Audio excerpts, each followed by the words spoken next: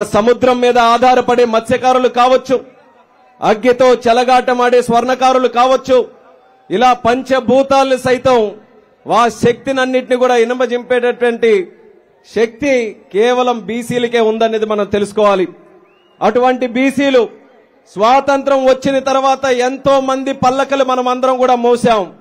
కానీ మొట్టమొదటిసారిగా పల్లకి ఎక్కే అవకాశం కల్పించిన ఏకైక నాయకుడు విశ్వవిఖ్యాత నట సార్వభౌముడు స్వర్గీయ నందమూరి తారక రామారావు గారిని తెలియజేసుకుంటున్నాను.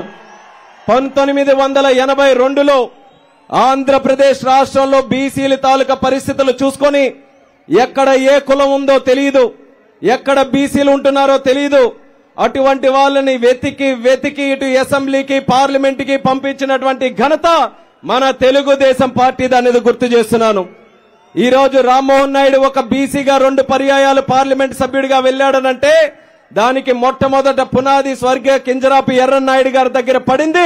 ఆ పునాదులు వేసినటువంటి మహానుభావుడు స్వర్గీయ నందమూరి తారక రామారావు గారు. ఇలా ఉమ్మడి ఆంధ్రప్రదేశ్ లో ప్రతి జిల్లాలో కూడా వెనుకబడినటువంటి తరగతుల్ని, మైనారిటీ సోదరుల్ని వాళ్ళందరికీ కూడా ముందుకు నడిపించే అవకాశం తెలుగుదేశం పార్టీ కల్పించింది. అటువంటి ఆ యొక్క సిద్ధాంతాలను ముందుకు నడిపిస్తూ చంద్రబాబు నాయుడు గారు కూడా ఎన్నో కార్యక్రమాలు మనందరి కోసం చేశాడు.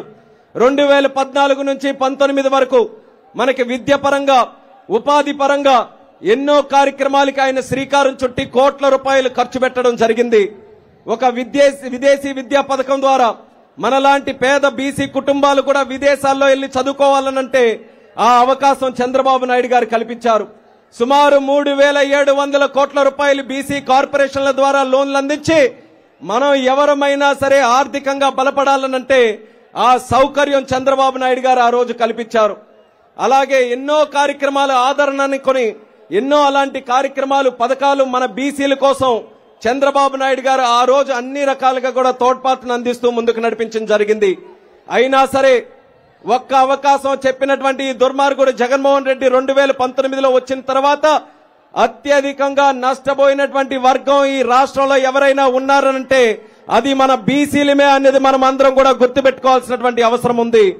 ఈ రోజు బీసీలకి ఏ విషయంలోనైనా న్యాయం జరుగుతుందా అనేది మనం అందరం కూడా ప్రశ్నించుకోవాలి. ఆ రోజు జరిగినటువంటి కార్యక్రమాలు ఏ ఒక్కటి కూడా ఈ రోజు కొనసాగకుండా సుమారు 74,000 కోట్ల రూపాయలు బీసీ సప్లాన్ నిధులుంటే దారి మళ్లించినటువంటి దుర్మార్గుడు ఈ జగన్మోహన్ రెడ్డి అనేది సభ ద్వారా తెలియజేస్తున్నాను. అలాగే ఎన్నో కార్యక్రమాలు, విదేశీ విద్యను ఆపాడు, లేకపోతే మనకు కావాల్సిన ఆదరణ పథకాలు లాంటివి ఆపాడు. బీసీలకి కేవలం 54 కార్పొరేషన్లు ఏదో చేశామని బడాయి కొట్టుకుంటున్నటువంటి నాయకుడు కనీసం ఆ కార్పొరేషన్లకున్న చైర్మన్ల దగ్గరికి ఆ బీసీ సోదరులు వెళ్తే కప్పు టీ ఇవ్వడానికి కూడా డబ్బులు లేనటువంటి కార్పొరేషన్లు ఇస్తే ఏంటి, లేకపోతే ఏంటనేది కూడా జగన్మోహన్ రెడ్డికి సందర్భంగా ప్రశ్నిస్తున్నాను. అటువంటిది ప్రజలు మీరందరూ కూడా తెలుసుకోవాలి. బీసీలు నమ్మితే ప్రాణం ఇస్తాం, అదే నమ్మకం ద్రోహం చేస్తే తాట తీసి నార తీస్తామనేది కూడా మనం రేపు ఎన్నికల్లో మనం అందరం నిరూపించాలి. దానికోసమే, ఆ చైతన్యం కోసమే ఈ రోజు ఈ సభ నిర్వహిస్తున్నాం. దయచేసి బీసీలు మీరందరూ కూడా నడుం బిగించి పోరాటం చేయాల్సినటువంటి అవసరం ఉంది. ఎందుకనంటే మళ్ళీ మాయ మాటలు చెప్తూ ముందుకు వస్తున్నాడు. ఏమని? నా బీసీ అని చెప్తున్నాడు. అసలు నా బీసీ అని చెప్పుకునే అధికారం ఆయనకుందా అనేది ఈ సందర్భంగా అడుగుతున్నాను. పార్లమెంటులో ఉన్నారు, అక్కడ ప్యానెల్ స్పీకర్ గా అవకాశం దక్కితే లోక్సభలో ప్యానెల్ స్పీకర్ మిథున్ రెడ్డి గారికి చేశారు. రాజ్యసభలో ప్యానెల్ స్పీకర్ అధికారం వస్తే అక్కడేమో విజయసాయి రెడ్డికి అక్కడేమో ఆ పదవిని అప్పచెప్పారు. అదే తెలుగుదేశం పార్టీలో ప్యానెల్ స్పీకర్ కాదు, స్పీకర్ గా అవకాశం వస్తేనే దళితుడు బాలయోగిని కూర్చుంచినటువంటి ఘనత మన తెలుగుదేశం పార్టీదని తెలియజేస్తున్నాను. ఒక కేంద్ర మంత్రి అయ్యే అవకాశం వస్తే ఆనాడు బీసీ నాయకుడిగా ఎర్రన్నాయుడు గారిని కేంద్ర మంత్రిగా చేసినటువంటి ఘనత మన తెలుగుదేశం పార్టీదని నేను గుర్తు చేస్తున్నాను. అటువంటిది నా బీసీ అని చెప్పుకునే అధికారం ఈ జగన్మోహన్ రెడ్డికి ఉందా అని తెలియజేస్తున్నాను. నా బీసీ అని అంటున్నాడు. మరి అమర్నాథ్ గౌడ్ ఒక 9వ తరగతి చదువుతున్నటువంటి ఒక బీసీ బిడ్డ నిర్దాక్షిణంగా చంపేయబడితే ఏ ఒక్క విషయంలో కూడా జగన్మోహన్ రెడ్డి పల్లెత్తి మాట కూడా అనలేదు.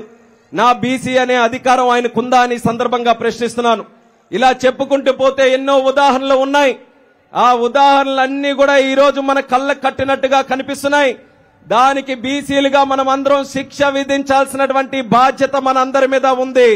అందుకే రేపు ఎన్నికల్లో మీరందరూ కూడా చైతన్యవంతులై ఉత్తేజవంతులై ముందుకు రావాలి. ఒక్క విషయం మీరందరూ కూడా గుర్తుపెట్టుకోండి, బీసీ ఆట తెలుగుదేశం, బీసీ పాట తెలుగుదేశం, బీసీ మాట తెలుగుదేశం, బీసీ బాట తెలుగుదేశం, బీసీ ఆశ తెలుగుదేశం, బీసీ ఆశయం తెలుగుదేశం, బీసీ జెండా Telugu Desam, BC agenda Telugu Desam, BC ప్రాణం తెలుగుదేశం అన్నది రాబోతున్నటువంటి ఎన్నికల్లో మనం అందరం కూడా నిరూపించి తెలుగుదేశం జనసేన పార్టీ కూటమి ఏదైతే ఉందో అఖండమైనటువంటి మెజారిటీతో వచ్చే ఎన్నికల్లో గెలిపించమని మళ్ళీ ఈ సందర్భంగా మీ అందరికీ కూడా తెలియజేసుకుంటూ రాష్ట్ర నలుమూలల నుంచి విచ్చేసినటువంటి వారందరికీ కూడా మరొక్కసారి పాదాభివందనాలు తెలియజేసుకుంటూ సెలవు తీసుకుంటున్నాను. జై తెలుగుదేశం, జై జనసేన, జై హో బీసీ, జై హో బీసీ.